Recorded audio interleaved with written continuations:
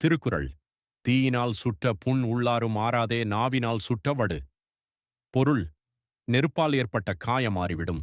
ஆனால் கடுமையான சொற்களால் ஏற்பட்ட காயம் மனதில் என்றும் ஆறாது. ஒரு கிராமத்தில் அருண் என்ற சிறுவன் வாழ்ந்தான். அவன் புத்திசாலி. ஆனால் ஒரு கெட்ட பழக்கம் இருந்தது. யோசிக்காமல் பிறரை கடுமையாக பேசுவது.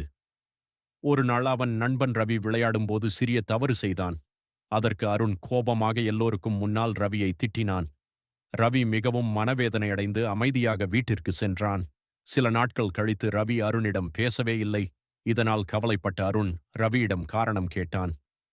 ரவி, நீ சொன்ன வார்த்தைகள் எனக்கு மிகவும் காயப்படுத்தியது. அதை நான் மறக்க முடியவில்லை என்றான். அருண் தனது தவறை உணர்ந்து தாத்தாவிடம் சென்றான். தாத்தா ஒரு காகிதத்தை கொடுத்து அதை மடிக்கச் சொன்னார். பின்னர் அதை திறந்து நேராக்கச் சொன்னார். அருண் செய்தான். அப்போது தாத்தா கூறினார், இந்த காகிதத்தை நீ நேராக்கினாலும் அதில் மடிப்பின் சுருக்கங்கள் இருக்கும். அதுபோல கடுமையான வார்த்தைகள் மனதில் அழியாத காயத்தை விடும்.